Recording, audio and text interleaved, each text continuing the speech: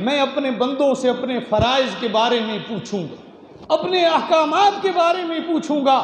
یاد رکھو میرے بھائیوں، جو دنیا کو دیکھ کر اس سے اللہ کی وحدانیت پر استدلال کر لیتا ہے وہ اس میدان میں کامیاب ترین انسان بنے گا، اور جو بندہ اس دنیا کو دیکھ کر اس کی لالچ کے اندر پڑ جاتا ہے، اس میں ڈوب جاتا ہے، اتنا غوطہ زن ہو جاتا ہے کہ وہ اپنا مطمع نظر، زندگی کا مقصد، زندگی کی تمام تر دوڑ اور زندگی کی تمام تر قوتیں ایک دنیا کمانے کی طرف لگا دیتا ہے، اس میدان کا ڈر، اس وقت کا خوف وہ اپنے دل سے نکال دیتا ہے، اس میدان کے اندر وہ بندہ ناکام ہو جائے۔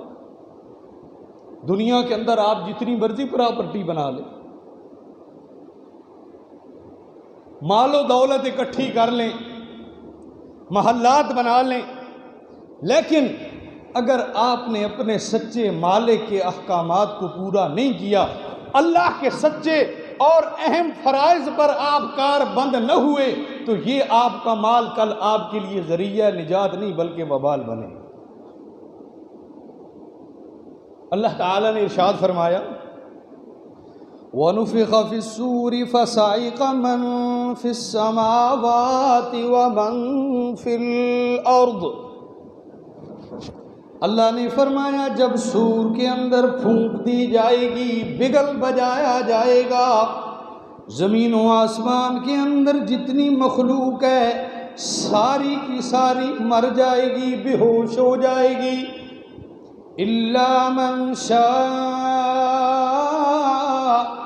اللہ، مگر وہ جن کی زندگیاں اللہ خود بچا لے گا یا جن کو اللہ تعالیٰ خود مستثنا کر دے گا۔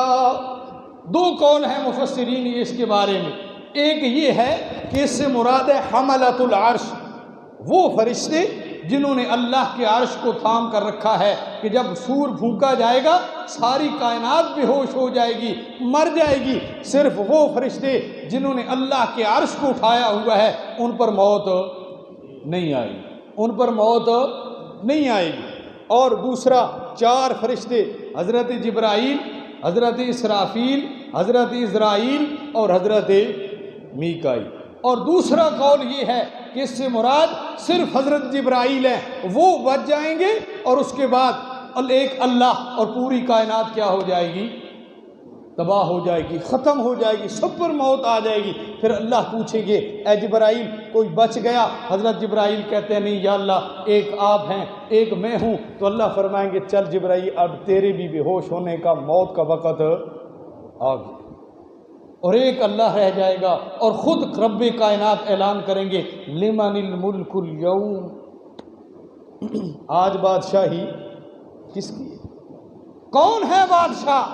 دنیا میں کوئی سلطنت کی بادشاہی کا دعویٰ کرتا تھا، کوئی 6 بر اعظموں کا مالک تھا، اور کوئی کنگ آف ورلڈ تھا، لیکن آج بتاؤ بادشاہی کس کی ہے؟ میں ازل سے اکیلا تھا، آج ابد تک اکیلا ہوں، مجھ پر نہ پہلے فنا تھی نہ بعد کے اندر فنا ہے، یہ کائنات مجھ سے پہلے، یہ کائنات پہلے بھی نہیں تھی اب بھی نہیں تھی، پہلے بھی میں اکیلا تھا، کائنات بننے کے بعد، تباہ ہونے کے بعد آج پھر میں اکیلا رہ گیا ہوں۔ معلوم ہوا جو اکیلا رہ جائے بادشاہی اسی کی ہوتی ہے۔ بہرحال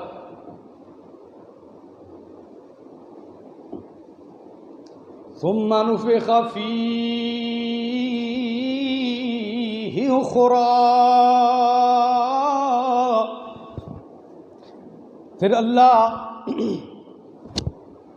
حضرت اسرافیل کو زندہ کریں گے اور وہ دوسرا سور پھونکیں گے، فَإِذَا هُمْ قِيَامٌ يَنْظُرُونَ، پھر سارے لوگ کھڑے ہو جائیں گے اور دیکھنے لگ جائیں گے۔ اگلی آیت پر ذرا غور کرنا میرے دوستو، تمام لوگوں کو میدان محشر کے اندر جمع کر دیا جائے گا۔ جب ان کو اپنی قبروں سے نکالا جائے گا حشر کے لیے، تو اس وقت لوگ کہیں گے ہمیں ہماری آرام گاہوں سے کس نے اٹھا دیا؟ من مرقدنا ھذا ما وعد الرحمن وصدق المرسلون۔ پھر خود وہ کہیں گے او ہو یہ تو وہ دن آ گیا ہے جس دن کا وعدہ ہم سے اللہ نے کیا تھا، جس دن کا وعدہ ہم سے رسولوں نے کیا تھا۔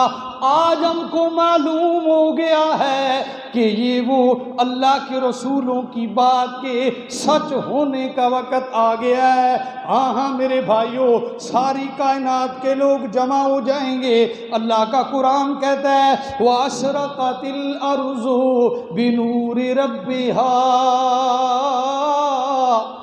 ادھر اللہ میدان کے اندر تشریف لائیں گے، قیامت کے میدان کے اندر اللہ جب آئیں گے، اللہ کا قرآن کہتا ہے اللہ کے نور کی وجہ سے ساری قیامت کی جو زمین ہوگی، جو قیامت کا میدان ہوگا، وہ اللہ کے نور سے چمک اٹھے گا، اللہ کے نور سے منور ہو جائے گا۔ اللہ آئیں گے لیکن اللہ کی ذات اپنی تجلیات کے پردے میں ہوگی۔ اللہ کی 70,000 اللہ کی نورانی تجلیات کے پردے ہیں، ان پردوں کے پیچھے اللہ کی ذات رونما ہوگی۔ پھر بھی اللہ کا نور اتنا زیادہ ہوگا کہ وہ پوری کائنات چمک اٹھے گی، جگمگا جائے گی۔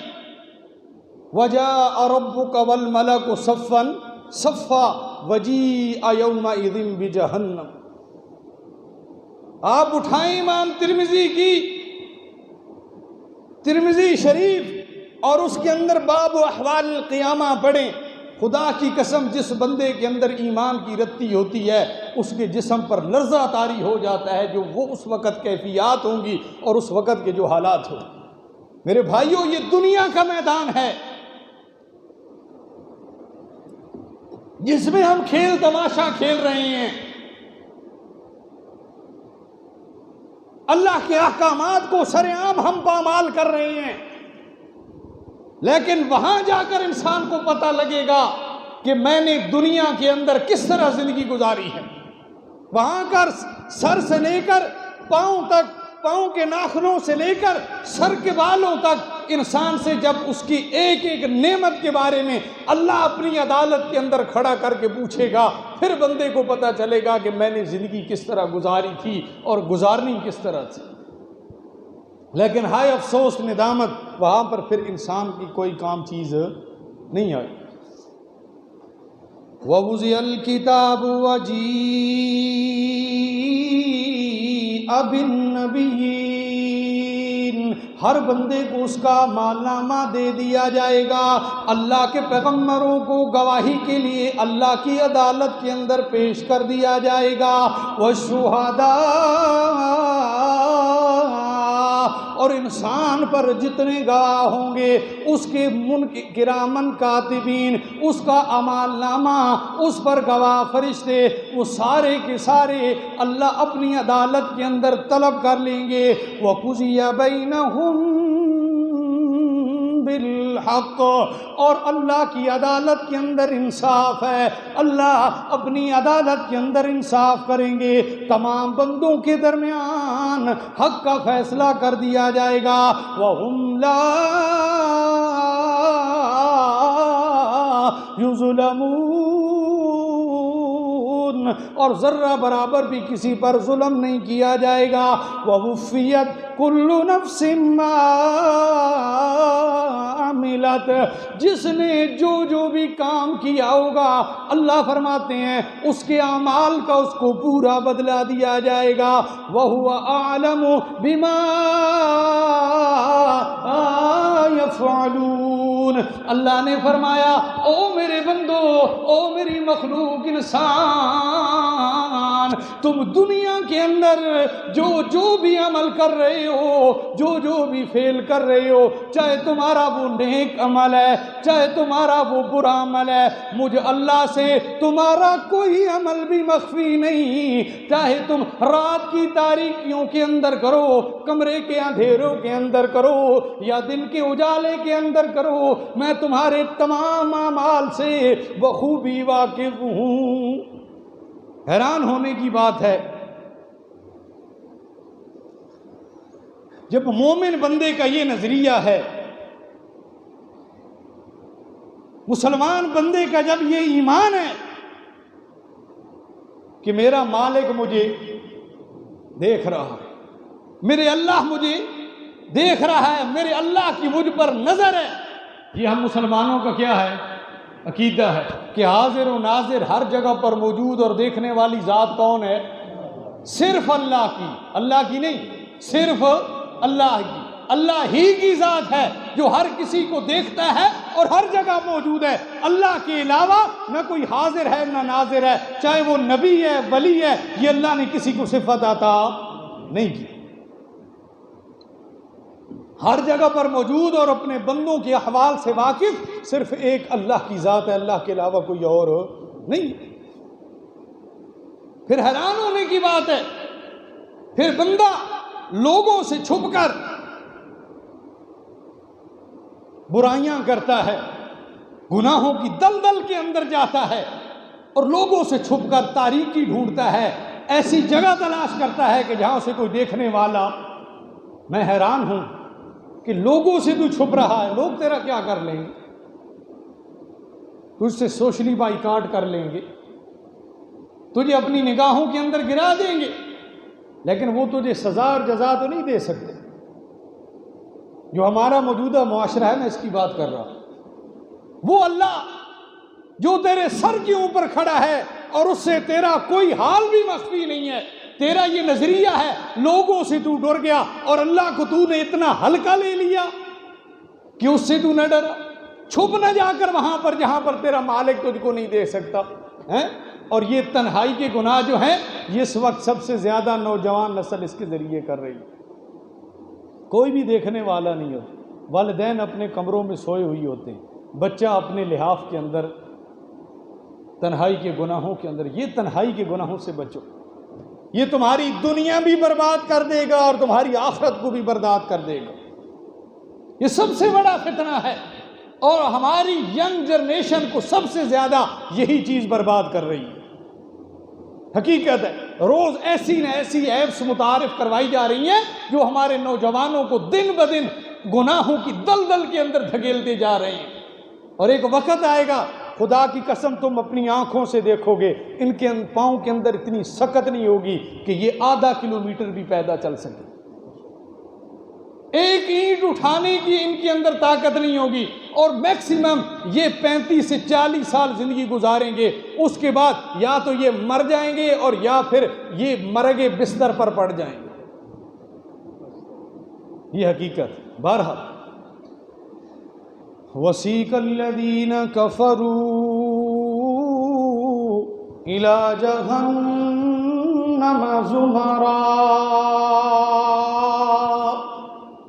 جب ہر بندہ اپنا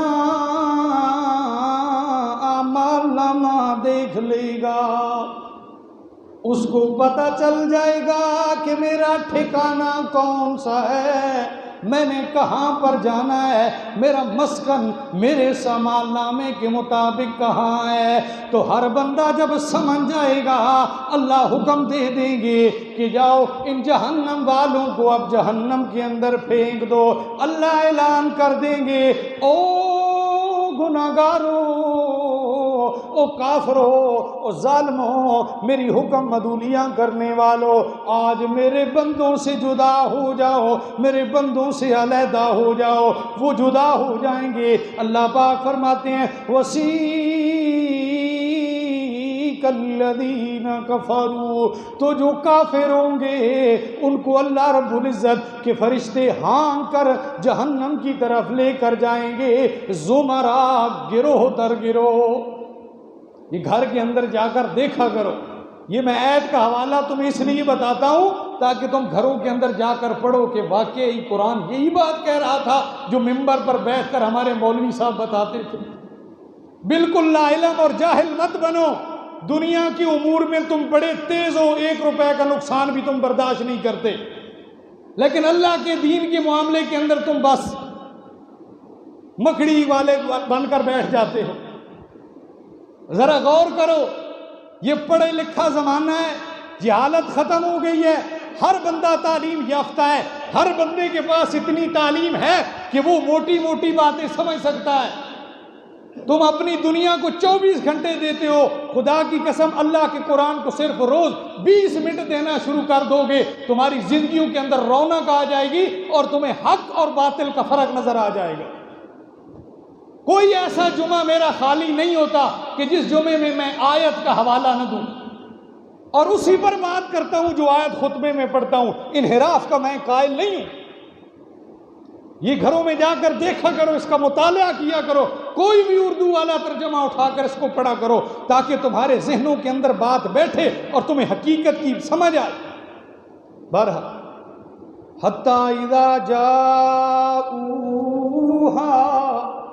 حتیٰ کہ جب وہ جہنم کے دروازے پر آئیں گے، فتحت ابوابہا، جہنم کے دروازوں کو کھول دیا جائے گا، وقال لہم خزنتہا، جہنم کے فرشتے ان کو کہیں گے الم یأتکم رسل منکم، او جہنمیو تم جہنم کے اندر کیوں آ گئے ہو؟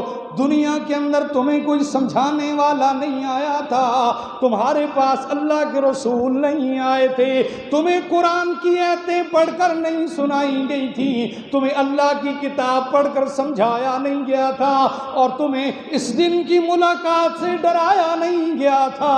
کہیں گے قالوا بلا، جہنمی کہیں گے واعظوں نے واعظ کیا، نصیحت کی، سمجھانے والوں نے ہم کو آ کر سمجھایا، انہوں نے پورا حق ادا کر دیا، لیکن ہم نے خود حق کی طرف متوجہ نہیں ہوئے اور اپنی آنکھوں پر جہالت کے پردے ڈال لیے۔ ولیکن حقت کلمۃ العذاب علی الکافرین وقیل ادخلوا ابواب جہنم، پھر ان کو کہا جائے گا کہ بس ٹھیک ہے، تم نے حجت کا اقرار کر لیا، اب جاؤ جہنم کے اندر داخل ہو جاؤ۔ فبئس مثوى المتکبرین،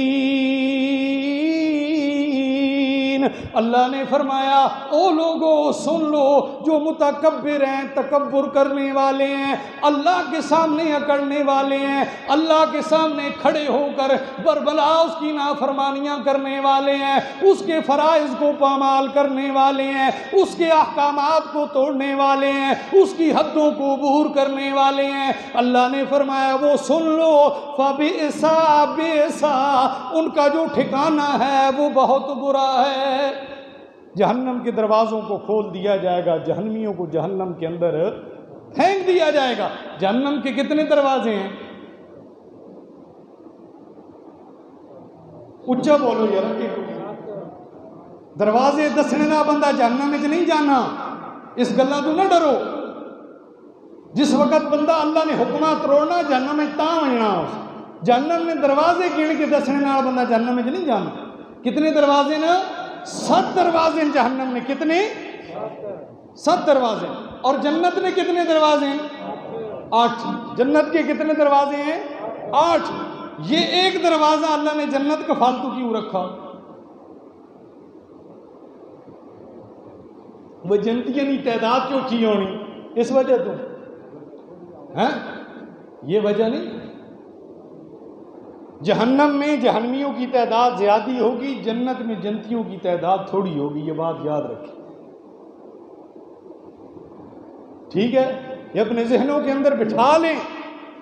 جہنم کی تعداد زیادہ ہوگی، جنت کی تعداد تھوڑی ہوگی، پھر بھی اللہ نے ایک دروازہ فالتو رکھا ہے میرے دوستو، وہ اس لیے کہ وہ جو فالتو دروازہ ہے نا، اس سے وہ مسلمان لوگ داخل ہوں گے جن کے پاس اللہ اکبر، ایمان لانے کے علاوہ کوئی چیز نہیں ہوگی، معاذ اللہ اپنے فضل اور رحمت سے انہیں اس دروازے سے جنت میں داخل کیا۔